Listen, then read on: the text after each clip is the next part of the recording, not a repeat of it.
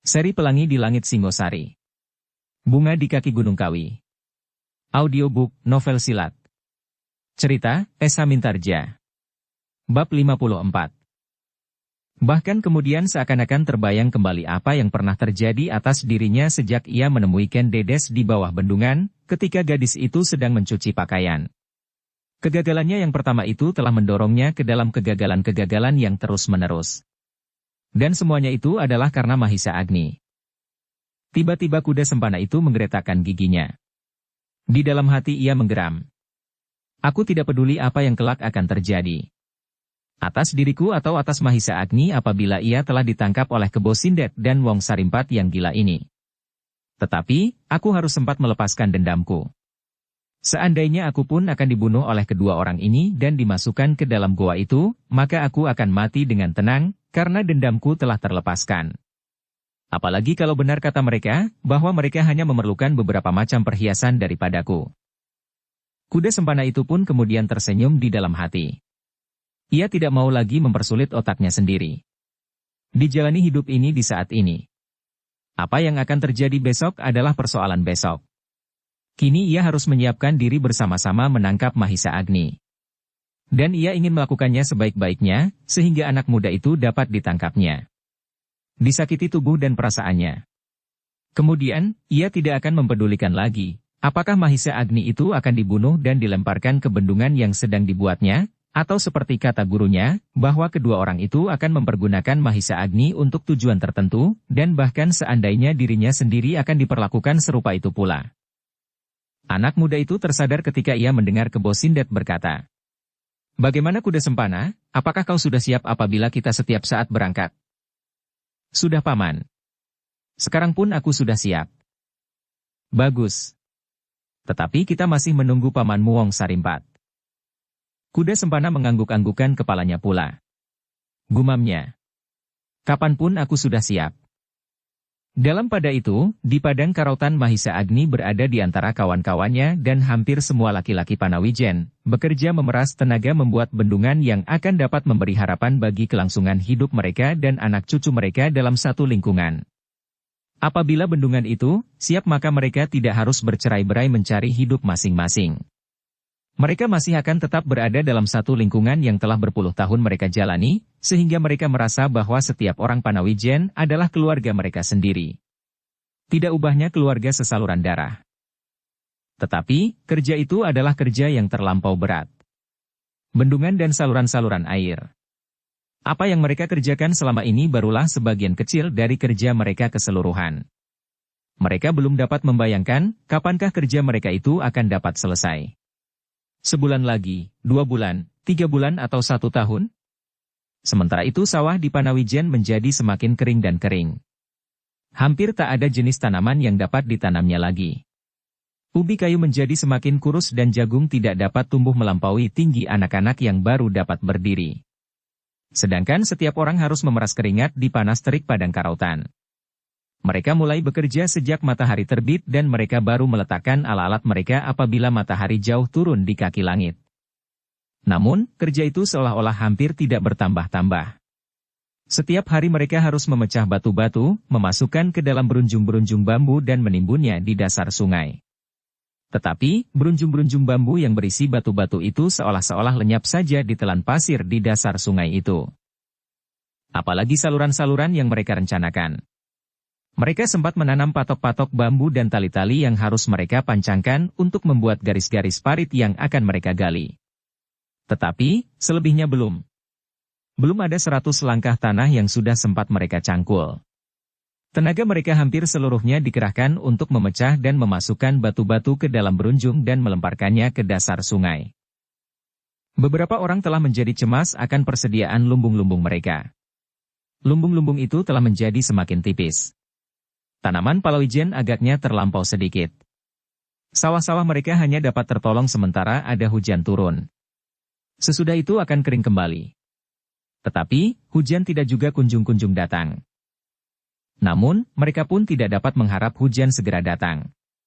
Dengan demikian air sungai akan bertambah besar dan bendungan yang belum siap itu pun akan terancam bahaya. Orang-orang tua mulai mencemaskan keadaan itu. "Baiklah," satu-dua di antara mereka telah saling berbicara sesamanya. Apabila malam yang telah menyelubungi padang rumput yang luas itu, maka mulailah terdengar satu-dua orang mengeluh. Mengeluh karena lelah, dan mengeluh karena harapan yang mereka pancangkan bersama patok-patok bambu itu agaknya masih terlampau jauh. Dari hari ke hari maka keluhan itu pun menjalar semakin luas. Dari mulut orang-orang tua yang merasa bahwa umurnya tidak akan lebih panjang dari kerja membuka tanah itu, merayap kepada mereka yang lebih muda. Kepada mereka yang sudah setengah umur. Kemudian merembet lagi kepada yang lebih muda pula. Kepada bapak-bapak yang baru beranak 1-2 orang. Akhirnya keluh kesah itu sampai pula kepada anak-anak mudanya. Tetapi, mereka masih juga bekerja di siang hari. Mereka masih juga mulai sejak matahari terbit dan selesai menjelang matahari bertengger di punggung bukit. Tetapi, di malam hari mereka tidak lagi berdendang dan bersenandung. Tidak lagi terdengar suara seruling dan gelak tertawa. Di malam hari mereka saling berbisik di antara mereka. Punggung yang sakit, pundak yang luka dan kaki yang bengkak. Keluh kesah itu akhirnya terdengar oleh Ki Buyut Panawijen. Orang tua itu menjadi berdebar-debar. Kalau orang-orangnya nanti menjadi jemu sebelum bendungan itu siap, maka pekerjaan yang mengandung harapan itu akan terbengkalai seperti harapan mereka yang akan terbengkalai juga. Ki Buyutlah orang yang akan menjadi paling bersedih hati, di samping Mahisa Agni, apabila mereka terpaksa berpisah bercerai-berai mengungsikan hidup masing-masing ke pedukuhan-pedukuhan yang masih dapat menerima mereka. Angger Mahisa Agni harus segera mengetahuinya pula, berkata orang tua itu di dalam hatinya. Tetapi aku harus berhati-hati mengatakan persoalan ini. Jangan sampai anak yang baik itu tersinggung hatinya. Ia telah bekerja melampaui orang lain. Dan karena itu, maka ia akan dapat menjadi sangat kecewa mendengar keluh kesah ini.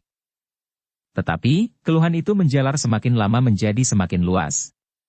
Dan Ki Buyut Panawijen menjadi semakin cemas. Lebih baik ia sendiri menyampaikannya kepada Mahisa Agni daripada anak itu pada suatu ketika mendengar langsung dari orang-orangnya, sehingga akan menimbulkan bekas yang dalam hatinya. Maka ketika matahari telah terbenam, dan ketika orang-orang Panawijen sudah beristirahat sambil memijat-mijat kaki-kaki mereka yang lelah, maka Ki Buyut Panawijen berjalan di antara mereka mencari Mahisa Agni. Apakah kau sudah tidur, Ngger? Sapa Ki Buyut itu di depan gubuk ilalang yang dipergunakan Mahisa Agni untuk berteduh dari embun di malam hari. Mahisa Agni yang masih duduk-duduk di dalam gubuknya itu terkejut.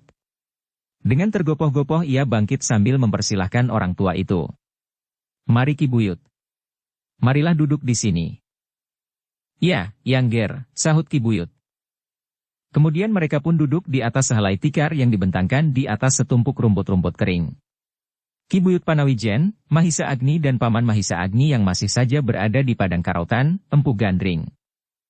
Setelah percakapan mereka melingkar-lingkar dari satu soal ke soal lain, maka dengan dada berdebar-debar Ki Buyut ingin menyampaikan keperluannya kepada Mahisa Agni. Tetapi, ketika ia melihat wajah anak muda itu, maka hatinya menjadi ragu. Wajah itu memancar penuh harapan bahwa suatu saat mereka akan dapat berdiri di sisi sungai itu sambil memandangi bendungan mereka yang telah dapat menaikkan air ke parit-parit yang memanjang membelah padang yang kering. Mahisa Agni agaknya terlampau yakin bahwa kerjanya akan berhasil. Tetapi, kalau ia tidak menyampaikan pendengarannya tentang keluh kesah yang semakin merata itu, maka apabila Mahisa Agni mendengarnya kelak, apabila kejemuan itu benar-benar telah mencengkam segenap orang-orang yang mengerjakan bendungan ini, alangkah parahnya hati anak muda itu. Alangkah kecewanya.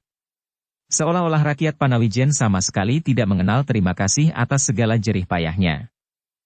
Setelah dipertimbangkannya masak-masak, dan setelah dipikirkannya berulang kali, maka dengan ragu-ragu akhirnya Ki Buyut itu pun berkata, Angger, bagaimanakah dengan bendungan kita? Mahisa Agni memandangi wajah Ki Buyut Panawijen dengan sorot mata yang aneh. Pertanyaan Ki Buyut itu telah mengherankan Mahisa Agni. Sehingga anak muda itu ganti bertanya. Bagaimana maksud Ki Buyut? Ki Buyut menjadi semakin bimbang. Maksudku, apakah tidak ada kesulitan apa-apa?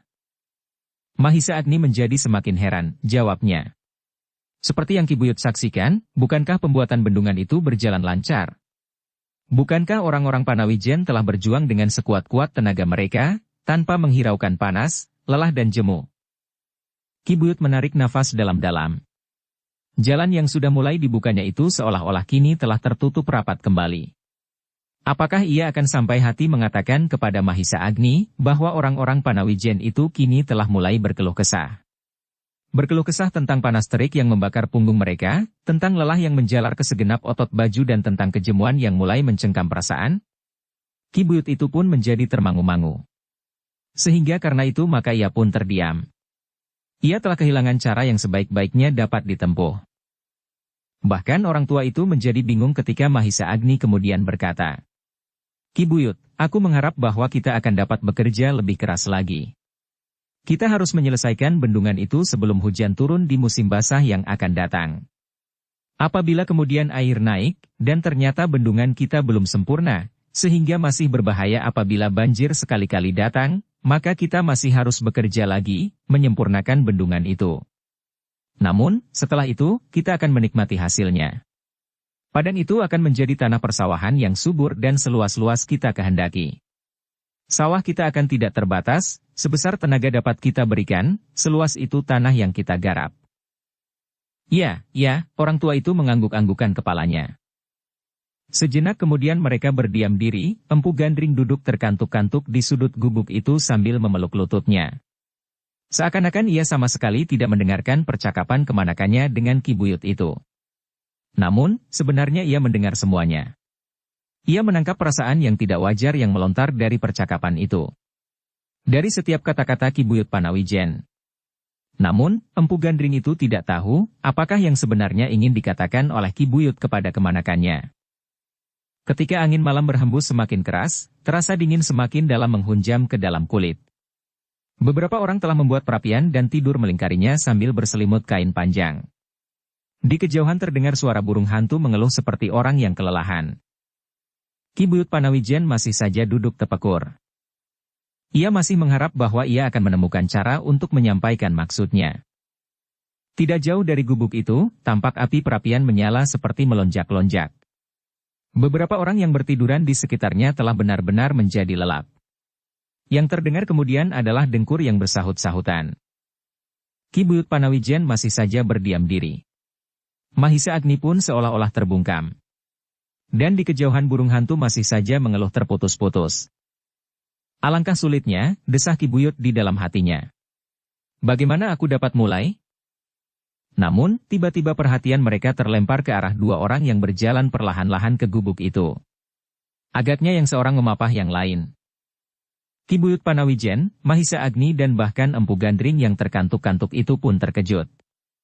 Dengan serta-merta mereka berdiri dan menyongsong kedua orang itu. "Siapa?" bertanya Ki Buyut Panawijen.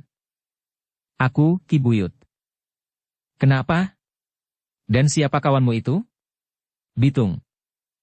"Kenapa dengan Bitung?" Tubuhnya tiba-tiba menjadi panas, tetapi ia menggigil seperti orang kedinginan. "Bawalah kemari," minta Mahisa Agni yang menjadi cemas. Kedua orang itu pun kemudian memasuki gubuk Mahisa Agni. Bitung pun kemudian duduk bersandar kawannya. Namun, ia masih juga menggigil seperti orang yang kedinginan. Ketika Mahisa Agni dan Ki Buyut Panawijen meraba tubuhnya ternyata tubuh itu terasa panas. "Aneh," gumam Mahisa Agni. "Ya aneh," sahut Ki Buyut Panawijen. Tetapi, Empu Gandring yang lebih banyak menyimpan pengalaman dari mereka berkata, "Tidak. Sama sekali tidak aneh. Memang ada sejenis penyakit yang demikian." "Apakah sakit Bitung ini bukan karena hantu-hantu?" bertanya kawannya. "Ke gubuk itu." Agaknya yang seorang memapah yang lain. Ki Buyut Panawijen tidak dapat menjawab, namun yang menjawab adalah Empu Gandring. "Tidak. Sama sekali tidak. Aku telah sering melihat orang yang terserang penyakit yang demikian." Kawan Bitung itu mengangguk-anggukan kepalanya. Katanya, "Aku menjadi bingung ketika ia mulai menggigil. Karena itu maka ia aku bawa kemari. Apakah sakit yang demikian ini dapat diobati?" Tentu, Empu Gandringlah yang menyahut. "Besok usahakan daun kates grandel yang masih muda. Tumbuklah beserta kulit batangnya, buahnya yang masih muda pula, bunganya dan akarnya. Mudah-mudahan ia dapat sembuh. Taruhlah garam sedikit. Tetapi, bagaimana dengan malam ini? Biarlah ia tidur dan beristirahat. Kawan Bitung itu memandangi wajah Ki Buyut dengan pandangan yang sayu. Bibirnya tampak bergerak-gerak seakan-akan ia ingin mengucapkan sesuatu. Tetapi, tak sepatah kata pun yang terloncat dari bibirnya. Namun, Ki Buyut Panawijen seakan-akan dapat membaca kata hatinya. Seakan-akan Ki Buyut Panawijen mendengar kawan Bitung itu berkata, "Siapakah yang bertanggung jawab, seandainya yang terjadi sesuatu dengan kawanku ini? Apakah harus ada orang lain yang mengalami penyakit serupa?" Tetapi, Ki Buyut pun berdiam diri. Ia kemudian mendengar orang itu berkata, "Baiklah. Besok aku mengharap Bitung dapat diobati. Dan aku mengharap mudah-mudahan obat itu dapat menyembuhkannya." Batang Kates Grandel banyak terdapat di Panawijen, gumam Mahisa Agni. "Ya. Tetapi Bitung kini tidak berada di Panawijen," jawab kawannya. "Tetapi, bukankah kita dapat mengambilnya?" "Aku mengharap besok Bitung dapat diobati," berkata kawannya itu seolah-olah tidak mendengar kata-kata Mahisa Agni. "Aku menunggu dan Bitung pun menunggu." Dada Mahisa Agni berdesir mendengar jawaban itu. Ia tahu benar maksud kata-kata itu. Obat itu harus tersedia. Jadi bukankah dengan demikian berarti bahwa ia harus mengambil obat itu ke Panawijen besok? Meskipun demikian, Mahisa Agni itu berkata, "Ya. Mudah-mudahan ada seseorang yang akan dapat mengambilnya." "Mudah-mudahan," sahut orang itu. Mahisa Agni menggigit bibirnya. Ia merasakan keanehan sikap dari orang itu. Sikap yang belum pernah dialaminya selama ini. Tetapi, ketika Mahisa Agni menyalakan perasaannya, terasa pamannya menggamitnya. Mahisa Agni berpaling, Empu Gandring menggeleng lemah. Meskipun Mahisa Agni tidak tahu maksudnya, namun ia terdiam. "Aku akan kembali ke gubukku," berkata kawan Bitung. "Biarlah Bitung di sini," sahut Mahisa Agni. "Tidak. Ia bersamaku. Apapun yang akan terjadi atas dirinya." Kembali Mahisa Agni menarik nafas. Tetapi, ia tidak mencegahnya lagi ketika Bitung kembali dipapah oleh kawannya meninggalkan gubuk itu.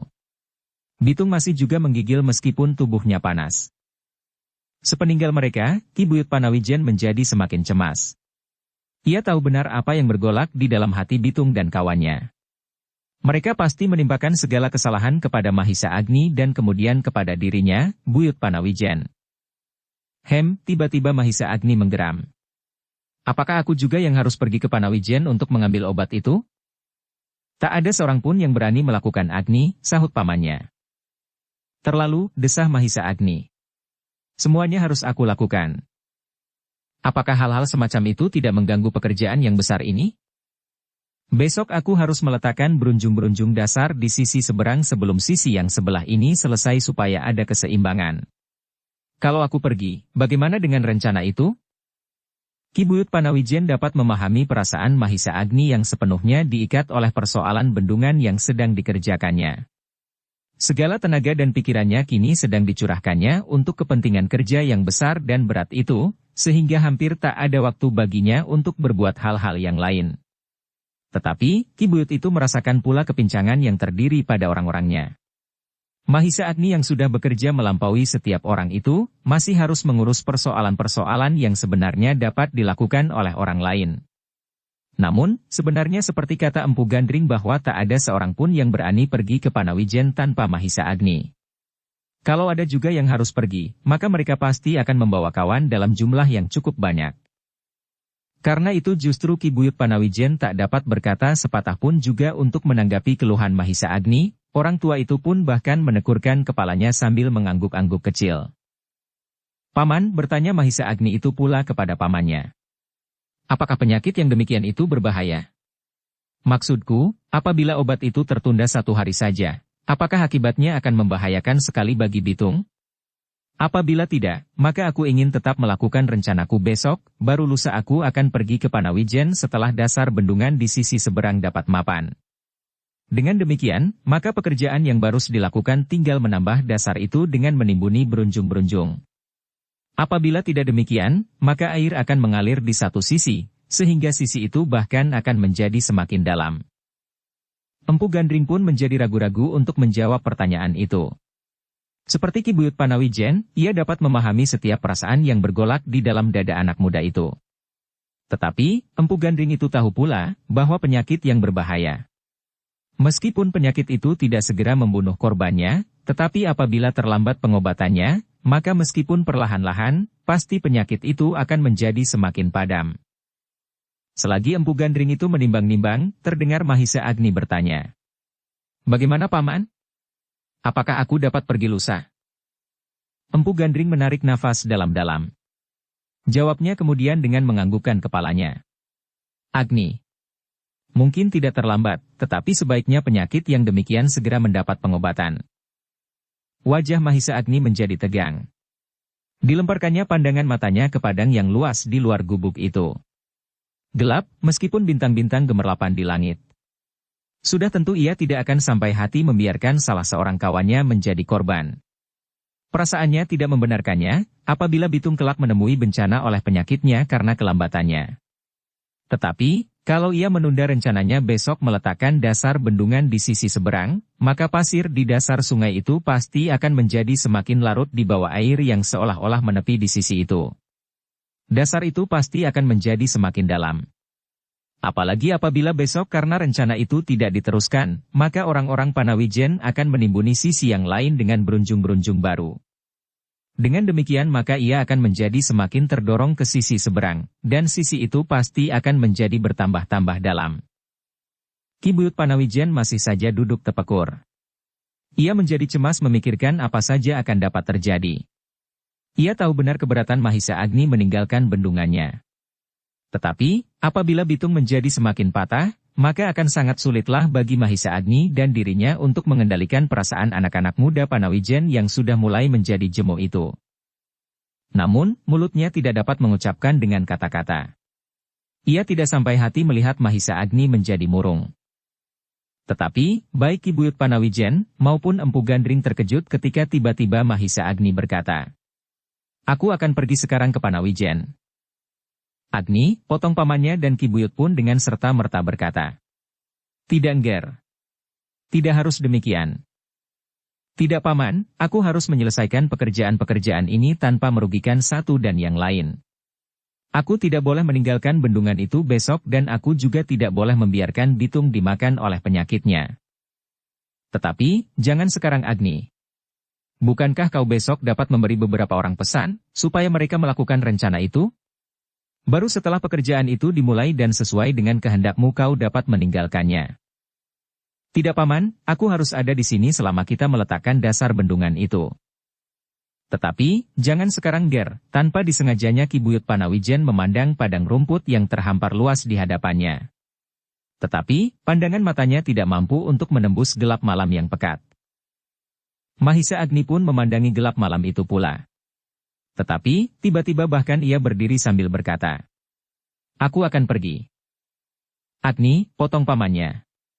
"Kau pernah bercerita kepadaku tentang banyak hal yang dapat membahayakan dirimu. Kau pernah mengatakan kepadaku bahwa ada orang yang masih saja menyimpan dendam di dalam diri mereka. Apakah kau melupakannya? Bahkan aku telah melihat sendiri apa yang terjadi di padang ini sebelum kau mulai dengan pekerjaanmu ini.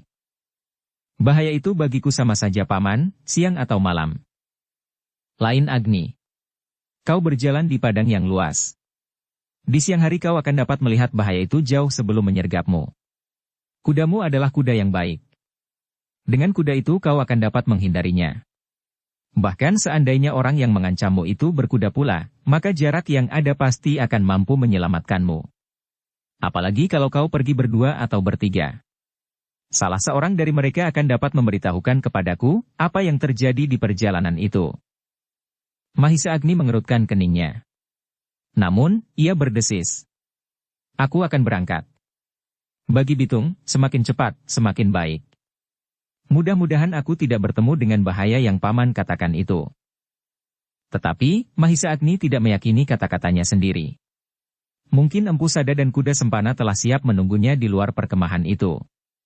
Namun, demikian, adalah tanggung jawabnya untuk melakukan pekerjaan itu. Kedua-duanya memasang berunjung-berunjung di kali dan mengambil obat ke Panawijen. Tak ada orang yang dapat dan berani melakukannya. Karena itu, maka ia sendiri harus berangkat. Seperti Empu Gandring, Mahisa Agni percaya kepada kudanya. Apabila ia bertemu dengan bahaya, seandainya bahaya itu sudah pasti tidak dapat diatasinya, misalnya Empu Sada, maka ia akan dapat menjauhkan dirinya.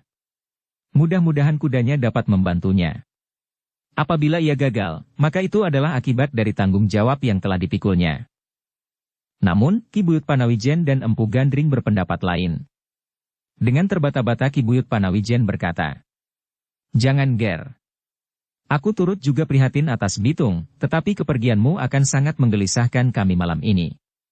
Biarlah kau pergi besok siang setelah kau memberikan beberapa pesan mengenai pemasangan berunjung-berunjung itu seperti kata pamanmu. Kalau aku sudah mulai Ki Buyut, maka aku kira aku tidak akan dapat meninggalkannya 1-2 hari. Karena itu, biarlah aku pergi sekarang. Padang rumput itu cukup luas untuk berpacu seandainya aku bertemu dengan Empu Sada misalnya." "Agni," berkata Empu Gandring kemudian, "jangan bermain-main dengan bahaya. Empu Sada bukan seorang yang dapat diajak bercanda. Dendam kuda Sempana kepadamu agaknya sudah terlampau dalam. Bukankah menurut anggapannya, segala kegagalan yang dialaminya kini, bukan saja kegagalannya untuk memperistri adikmu itu, tetapi juga kegagalan dalam bidang yang lain, bersumber darimu. Tak ada cara baginya untuk melepaskan dendam itu selain meniadakanmu. Membunuhmu. Kalau kau temui bencana itu, bagaimana dengan pekerjaanmu di sini? Bendungan ini akan terbengkalai dan Panawijen benar-benar akan lenyap. Juga semua yang pernah terjadi akan dilupakan orang." Mahisa Agni terdiam sejenak. Tetapi ia tidak mempunyai cara yang lain. Ia tidak mempunyai waktu lagi. Kedua-duanya tak dapat ditunda-tunda. Kalau saja ada orang lain yang besok berani pergi ke Panawijen, maka kepalanya tidak akan menjadi pening seperti sekarang. Seandainya ada juga yang mau berangkat, maka berbondong-bondong mereka pergi bersama-sama, sehingga pekerjaan di padang ini akan terganggu juga. Karena itu, maka kemauannya telah bulat, sehingga katanya, "Aku akan pergi paman. Empu Sada tidak akan berada di padang ini siang dan malam hanya untuk menunggu aku meninggalkan perkemahan ini pergi ke Panawijen. Kalau ia benar memerlukan aku, maka ia akan datang kemari dan menyerang perkemahan ini bersama dengan murid-murid orang yang menyebut dirinya Bahu Reksa Kali Elo dan saudara-saudara seperguruannya yang lain seperti yang dilakukan atas rombongan Ken Dedes." Empu Gandring menggelengkan kepalanya, jawabnya, "Mereka ragu-ragu untuk berbuat demikian. Apakah laki-laki Panawijen yang sekian banyaknya tidak berbuat sesuatu, sedang Empu Sada tahu benar bahwa aku berada di sini?" Kembali Mahisa Agni terdiam. Namun, ia tidak dapat menemukan jalan lain daripada jalan yang akan ditempuhnya. Bitung dan Bendungan. Terngiang kembali kata-kata kawan Bitung yang seakan-akan menyerahkan segala persoalan kepadanya. Obat itu ada atau tidak ada adalah tanggung jawabnya. Anak muda itu sama sekali tidak mau berpikir apalagi berusaha untuk mendapatkannya. Mahisa Agni menarik nafas dalam-dalam. Kembali persoalan itu melingkar-lingkar di kepalanya. Sehingga kembali ia sampai pada suatu tekad untuk pergi malam ini juga, sehingga besok pagi-pagi, selambat-lambatnya matahari sepenggalah, ia akan sampai di tempat ini kembali. Dan ia akan segera dapat mulai dengan rencananya, sebelum air mengorek dasar sungai itu lebih dalam lagi.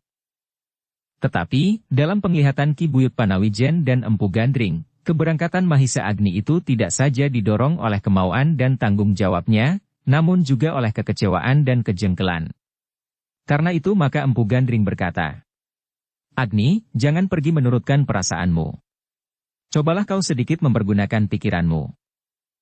Namun, Empu Gandring dan Ki Buyut Panawijen tidak dapat mencegahnya lagi. Mereka hanya dapat memandangi anak muda itu berkemas-kemas. Menggantungkan pedang di lambungnya, kemudian berjalan keluar dari gubuk itu. "Aku pergi paman, sudahlah Ki Buyut, mudah-mudahan aku selamat dan berhasil membawa obat itu pula." "Bukankah obat itu hanya bagian-bagian dari Kates Grandel?" Setelah Empu Gandring tidak berhasil menahannya, maka ia pun menjawab, "Ya. Semua bagian dari pohon Kates Grandel. Kalau kau sempat, bawalah daun munggur dan biji-bijinya yang kering. Itu pun akan menjadi obat yang baik pula. Jangan membawa terlampau sedikit supaya kau tidak selalu mondar-mandir ke Panawijen." "Baik paman," sahut Mahisa Agni. Sejenak kemudian anak muda itu telah melepaskan kudanya. Dikenakannya pakaian kuda itu, dan kemudian Mahisa Agni pun segera meloncat ke punggungnya. Bitung dan kawannya mendengar derap kuda berlari. Ketika mereka mengangkat wajah mereka, maka terdengar Ki Buyut yang telah berdiri di belakang berkata, Mahisa Agni telah pergi ke Panawijen untuk mencari obat itu. Kawan Bitung terkejut. Dengan serta-merta ia bertanya, kenapa malam ini? Kau meletakkan semua tanggung jawab kepadanya. Kau tidak membantunya memecahkan kesulitan karena Bitung menderita sakit.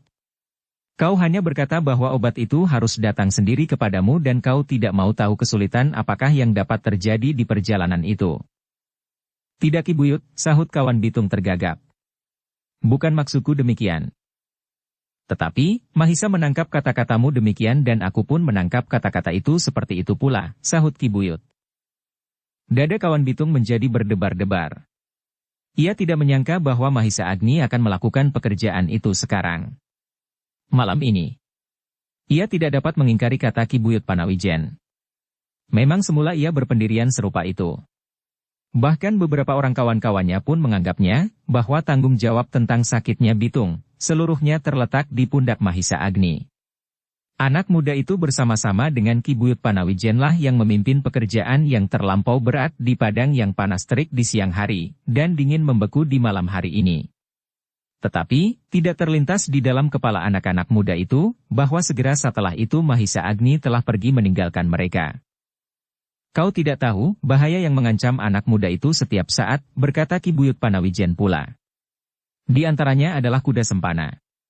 Beberapa di antara kalian telah melihat sendiri, bagaimana Mahisa Agni terpaksa berkelahi di padang ini melawan kuda sempana bahkan kemudian guru kuda sempana itu pula.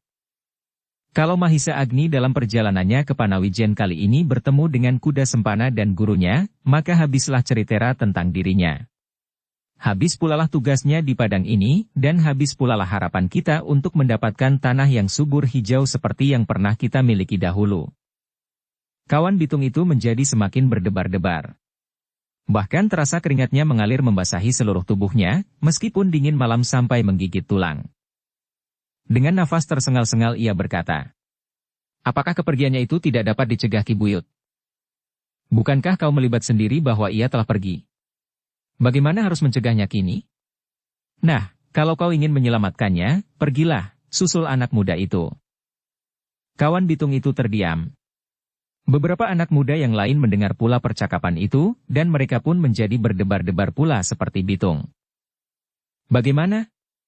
Apakah kau mau menyusulnya dan memintanya agar ia mengurungkan niatnya, atau kau sendirilah yang pergi ke Panawijen? Sebab Mahisa Agni tahu benar, bahwa obat itu tidak akan dapat meloncat dengan sendirinya kemari dari Panawijen. Obat itu harus dibawa dengan tangan. Dan mulutmu hanya dapat berkata mudah-mudahan, dan dapat menunggu obat itu datang. Kawan Bitung itu menekurkan kepalanya. Ia tahu benar bahwa Ki Buyut Panawijen yang sabar itu kini sedang marah kepadanya. Apalagi ketika Ki Buyut kemudian berkata, bukan saja masalah sakit Bitung, tetapi masalah bendungan itu pun kalian ternyata bersikap serupa. Kalian telah mulai jemu mengerjakannya.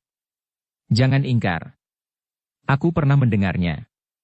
Kalian mengeluh karena panas di siang hari membakar punggung dan di malam hari dingin menusuk sampai ke sumsum. Kalian mengeluh luka-luka di tangan dan kaki serta menjadi bengkak pula. Apalagi ada di antara kalian yang menjadi sakit. Apakah dengan demikian kalian mengharap bahwa bendungan itu akan siap dengan sendirinya, seperti kalian mengharap obat itu akan jatuh dari langit? Apakah kalian ingin melihat Mahisa Agni mengerjakannya sendiri, dan kalian menunggu saja sambil berbaring sehingga bendungan itu terwujud? Kawan Bitung itu menundukkan kepalanya semakin dalam. Anak-anak muda yang lain, yang mendengar kata-kata itu pun menundukkan kepala masing-masing. Bahkan mereka yang telah berbaring dan bahkan telah tertidur pun menjadi terbangun dan duduk sambil tepekur. Tak seorang pun dari mereka yang berani menjawab. Bukan saja anak-anak muda, tetapi orang-orang yang sudah setengah umur pun menjadi cemas pula. Ki Buyut adalah orang yang hampir tidak pernah marah. Kini mereka merasa betapa dalamnya penyesalan yang menghentak-hentak hati orang tua itu. Kalau aku berani, dan kalau aku masih mampu menunggang kuda secepat Angger Mahisa Agni, aku pasti akan menyusulnya, gumam Ki Buyut. Kata-kata itu menyentuh setiap hati yang mendengarnya. Kata-kata itu seakan-akan telah menggerakkan hati mereka untuk segera berlari ke tambatan kuda. Tetapi, tak seorang pun yang berani berbuat demikian. Apalagi di malam hari. Di siang hari pun mereka tidak berani pergi seorang diri, meskipun mereka telah mendengar bahwa hantu karautan telah tidak ada lagi di padang itu. Tetapi, mereka masih juga membayangkan bahaya yang berserak-serak di sepanjang perjalanan ke Panawijen. Ki Buyut itu pun kemudian pergi meninggalkan mereka. Hatinya menjadi sangat gelisah. Bukan saja mengenangkan kepergian Mahisa Agni, tetapi juga oleh ketakutan yang mencengkam hampir setiap laki-laki di perkemahan itu. Apabila ketakutan mereka terhadap keadaan di sekelilingnya masih selalu membayang-bayangi, maka apakah kelak, apabila padang itu berhasil menjadi tanah yang subur, mereka pun tidak akan berani berbuat sesuatu? Apakah mereka akan tetap bersembunyi di padukuhan yang baru itu tanpa membuat hubungan dengan padukuhan-padukuhan yang lain karena takut? Namun, ketika terpandang oleh Ki Buyut, malam yang pekat terbentang seakan-akan tidak berpangkal dan berujung itu pun ia bergumam. Padukuhan ini akan menjadi padukuhan yang sangat terpencil. Tetapi, kemudian ia berkata pula. Meskipun demikian, apakah bedanya jarak yang memisahkan padukuhan ini kelak dengan padukuhan-padukuhan yang lain dengan bulak-bulak yang panjang dan luas meskipun terdiri dari tanah-tanah persawahan dan pategalan?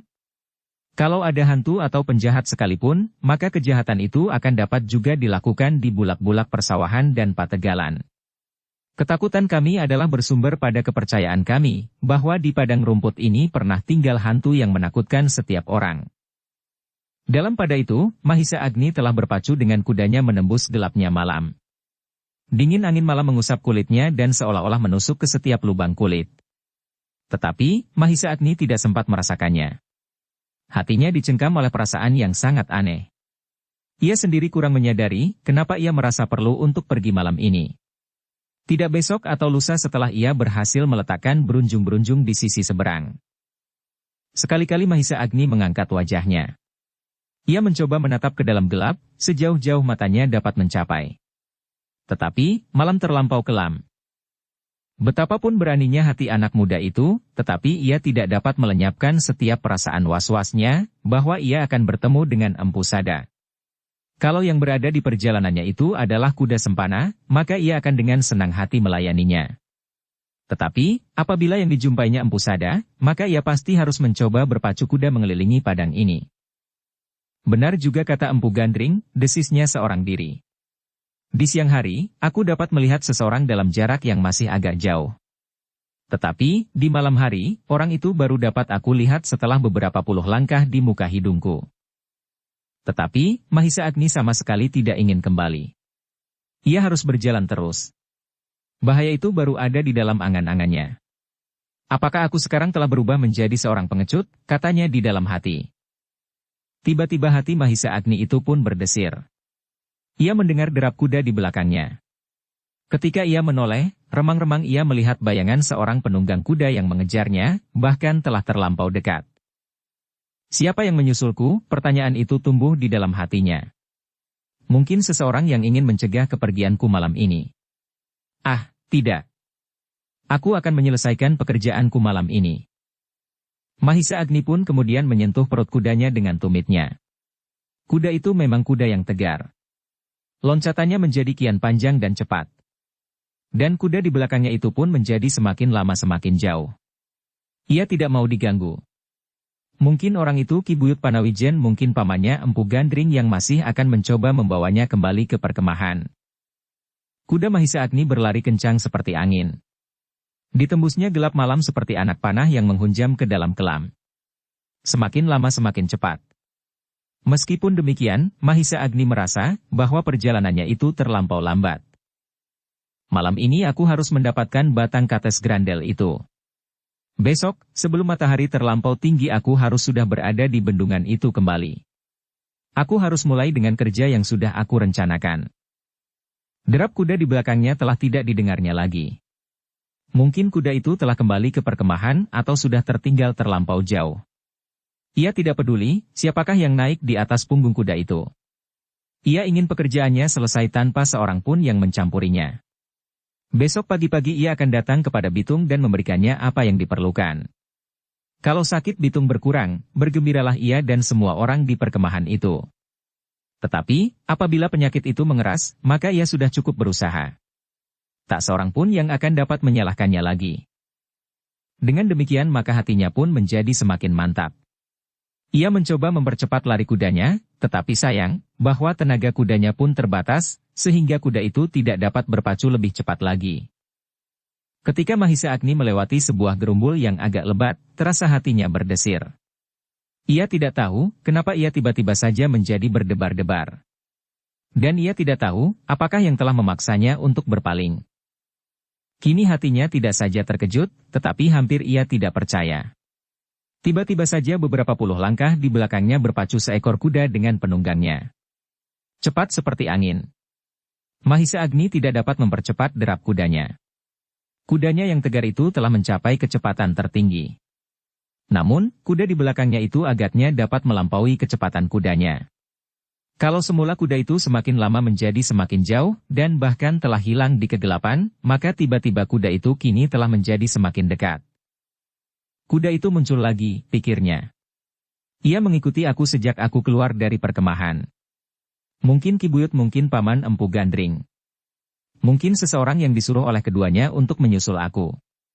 Tetapi, tak ada seekor kuda pun di Panawijen yang dapat menyamai kudaku, sedang kuda ini agaknya bahkan melampaui. Mahisa Agni mencoba mengingat-ingat, apakah ada seseorang yang memiliki kemampuan berkuda menyamainya. Satu-satunya adalah Paman Empu Gandring, desisnya. Apakah Paman akan memaksa aku kembali? Tiba-tiba Mahisa Agni tersenyum, gumamnya. Alangkah bodohnya aku. Biarlah Paman mengejarku. Aku akan biarkan Paman mengikuti aku sampai ke Panawijen. Bukankah dengan demikian aku akan mendapat kawan di perjalanan? Bahkan seandainya aku akan bertemu dengan Empu Sada sekalipun, aku tidak perlu gentar. Tetapi, kuda di belakang Mahisa Agni itu menjadi semakin lama semakin dekat. Betapapun Mahisa Agni mencoba mempercepat laju kudanya. Desisnya. Kalau Paman dapat mencapai aku sebelum aku melampaui separuh jalan, maka aku pasti akan dipaksanya kembali. Kecuali kalau aku dapat membujuknya supaya Paman sudi mengantarkanku. Tetapi, mungkin juga Paman menyusul untuk mengawani aku ke Panawijen. Dugaan yang terakhir itu justru telah mengendorkan hasrat Mahisa Agni berpacu terus. Sebab ia menyadari bahwa ia tidak akan mampu lebih lama lagi mendahuluinya. Sebab kuda yang di belakangnya itu terlampau cepat, dan agaknya penunggangnya terlampau tangkas. Biarlah aku, katanya. Mahisa Agni itu pun kemudian malahan memperlambat kudanya. Sekali-kali ia berpaling untuk mencoba mengenal orang yang mengejarnya itu. Tetapi, karena malam terlampau gelap, maka yang tampak hanyalah sebuah bayangan yang hitam. Tetapi, semakin dekat kuda itu, hati Mahisa Agni menjadi semakin curiga. Bentuk orang di atas punggung kuda itu sama sekali bukan bentuk tubuh pamannya. Kembali dada Mahisa Agni menjadi berdebar-debar. Namun, ia masih belum mendapat kepastian, apakah orang yang duduk di atas punggung kuda itu pamannya atau bukan. Tetapi, debar di dadanya menjadi semakin cepat ketika ia melihat kuda itu seolah-olah tidak berpelana. Gila, desisnya. Apakah ada orang yang dapat menunggang kuda secepat itu tanpa pelana? Darah Mahisa Agni serasa berhenti mengalir ketika tiba-tiba ia mendengar suara tertawa. Suara tertawa yang mendirikan bulu-bulu kuduknya. Namun, dengan demikian Mahisa Agni kini menjadi pasti bahwa orang itu sama sekali bukan pamannya, bukan Ki Buyut Panawijen. Tetapi juga pasti bukan Empu Sada. Mahisa Agni pun kemudian tidak mau berteka-teki lebih lama lagi. Ketika ia yakin bahwa orang itu bukan Empu Sada, serta tak ada kemungkinan baginya untuk menghindar karena kuda orang itu lebih cepat dari kudanya, maka tiba-tiba ia menekan kendali kudanya itu. Dengan serta-merta kudanya mencoba-coba untuk berhenti. Demikian tiba-tiba sehingga kudanya itu meringkik dan berdiri di atas kedua kaki belakangnya. Bagus, terdengar suara orang yang mengejarnya. Kau pandai juga bermain-main dengan kuda. Mahisa Agni menahan nafasnya. Dia matinya orang yang duduk di atas kuda tanpa pelana itu. Apalagi ketika orang itu pun segera menghentikan kudanya beberapa langkah saja di sampingnya. Sekali lagi orang itu tertawa. Suaranya meninggi membelah padang rumput karautan. Kaukah itu, berkata orang itu di sela-sela suara tertawanya. Siapa kau, bertanya Mahisa Agni. Kaukah yang bernama Mahisa Agni, begitu? Mahisa Agni tidak segera menjawab. Dia amati wajah orang yang belum pernah dilihatnya. Wajahnya keras seperti batu-batu padas dan suara tertawanya pun sekeras suara guntur di langit. Sekali lagi bulu-bulu Mahisa Agni meremang. Anak muda itu bukan seorang penakut, namun wajah itu benar-benar mengerikan. Mahisa Agni pernah bertemu dengan hantu padang karautan, pada masa hantu itu masih sering menakut-nakuti orang yang lewat padang ini. Tetapi, meskipun hantu itu tampak kusut dan liar, namun wajahnya tidak mengerikan seperti wajah orang ini. "Siapakah kau?" sekali lagi Mahisa Agni bertanya. "Aku penunggu padang ini," sahut orang itu. "Bohong," tiba-tiba Mahisa Agni pun berteriak. "Aku kenal hantu karautan." Kembali orang itu tertawa terkekeh-kekeh. Katanya, "Oh, hantu kerdil yang sering merampok orang lewat itu?" Orang-orang di sekitar padang karautan benar-benar pengecut. Kenapa mereka takut akan hantu gila yang sering dikatakan orang? Sudah lama aku ingin menemuinya, tetapi aku tidak pernah mendapat kesempatan, dan memang aku tidak pernah ingin merendahkan diri bertemu dengan hantu cengeng itu. Kalau kau penunggu padang rumput ini, apakah kau tidak pernah bertemu dengan hantu yang selalu berkeliaran di padang ini pula? Bertanya Mahisa Agni. Orang itu mengerutkan keningnya. Namun, suara tertawanya meledak kembali mengguntur berkepanjangan. "Cukup," bentak Mahisa Agni. "Jawab pertanyaanku." "Baik." "Baik," katanya. "Kau benar. Aku memang bukan penunggu padang ini. Aku mencoba berbohong, tetapi kau cukup cerdik." Kini Mahisa Agni lah yang tertegun mendengar jawaban itu. Jawaban yang berterus terang. Pengakuan yang demikian tiba-tiba itu semula sama sekali tidak diduganya. Namun, kemudian ia bertanya kembali. "Jadi siapakah kau?" Orang itu tidak segera menjawab. Dia matinya Mahisa Agni dari ujung ubun-ubun sampai ke ujung kakinya. Dan sekali lagi orang itu bertanya. Kaukah Mahisa Agni?" "Apa kepentinganmu dengan orang yang bernama Mahisa Agni?" sahut Mahisa Agni curiga. "Aku kagum akan keberaniannya. Tak seorang pun dari anak-anak muda Panawijen yang berani berjalan seorang diri dari padang karautan ke Panawijen, selain Mahisa Agni." "Kau salah. Hampir setiap anak muda Panawijen berani melakukannya," sahut Mahisa Agni. Tetapi, kemarahan Mahisa Agni pun terungkat ketika orang itu tertawa kembali. "Kenapa kau tertawa?" bertanya Mahisa Agni keras, untuk mengatasi suara tertawa itu. Tak ada orang yang berani berbuat demikian selain Mahisa Agni.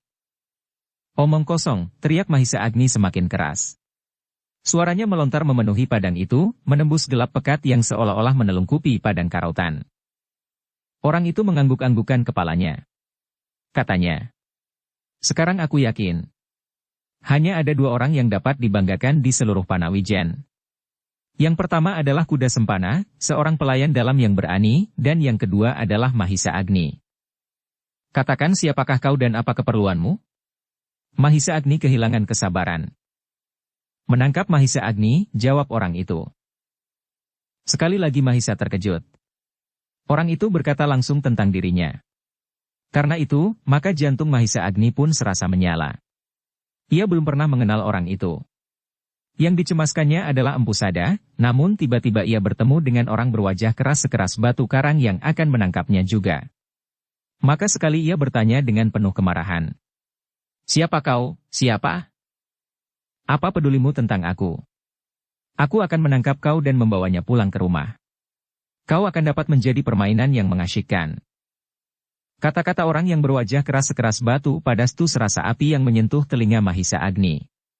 Alangkah panasnya. Namun, karena itulah maka sejenak Mahisa Agni tidak dapat mengatakan sesuatu karena kemarahannya serasa menyumbat kerongkongannya. Yang terdengar adalah gemeretak giginya beradu.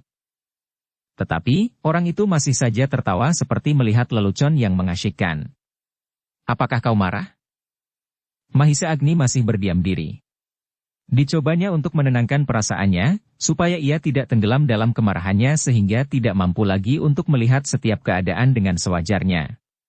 Berkali-kali Mahisa Agni menarik nafas panjang. Udara dingin di malam yang kelam itu telah mengusap jalan pernafasannya. Namun, terasa darahnya masih terlampau panas. Dengan suara gemetar sekali lagi ia bertanya. "Siapakah kau?" Apakah kau perlu mengenal namaku? Bertanya orang itu. Sebutlah namamu, atau gelarmu. Aku tidak punya gelar. Aku hanya punya satu nama. Ya, sebutlah satu nama itu. Wong Sarimpat. Terdengar berteriak. Tanpa sesadarnya kembali bulu-bulu Mahisa Agni meremang. Nama itu pernah didengarnya dari pamannya dan dari mulut Empu Sada sendiri. Wong Sarimpat dan yang seorang lagi bernama Kebo Sindat. Sekali lagi Mahisa Agni menggeretakkan giginya. Kini ia sadar bahwa ia benar-benar berhadapan dengan bahaya. Meskipun ia tidak bertemu dengan Empu Sada, namun orang ini adalah sama berbahayanya dengan Empu Sada. Tidak mustahil bahwa Empu Sada telah benar-benar minta kedua orang itu untuk membantunya. Sehingga dengan serta-merta Mahisa Agni menggeram. Apakah kau diminta oleh Empu Sada berbuat demikian? Ya, sahut penunggang kuda yang ternyata Wong Sarimpat itu. Empu Sada minta bantuanku dan Kakang Kebo Sindat. Mereka datang ke rumahku bersama kuda sempana dan seorang saudara seperguruannya bernama Cundaka. Jantung Mahisa Agni serasa berdentang semakin keras.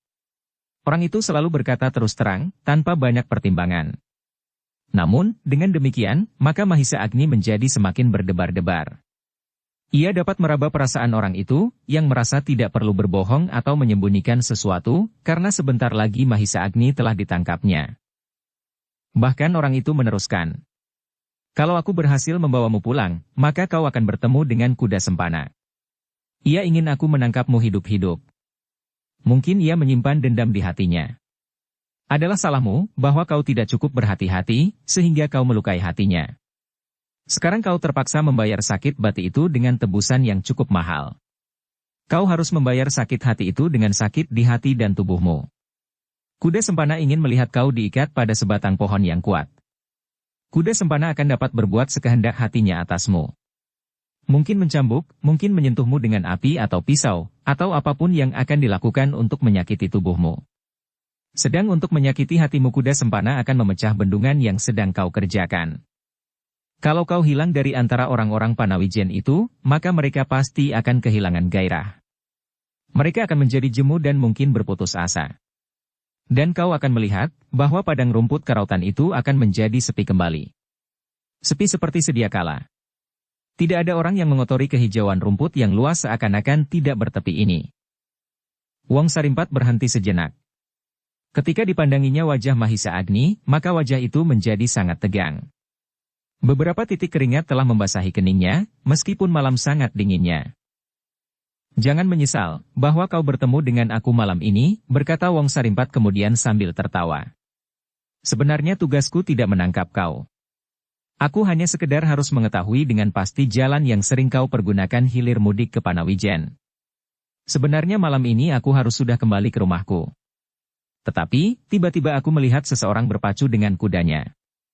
Aku pernah melihat kau lewat jalan ini ke Panawijen beberapa hari sebelumnya, sehingga aku yakin bahwa jalan inilah yang selalu kau tempuh apabila kau kembali ke Panawijen.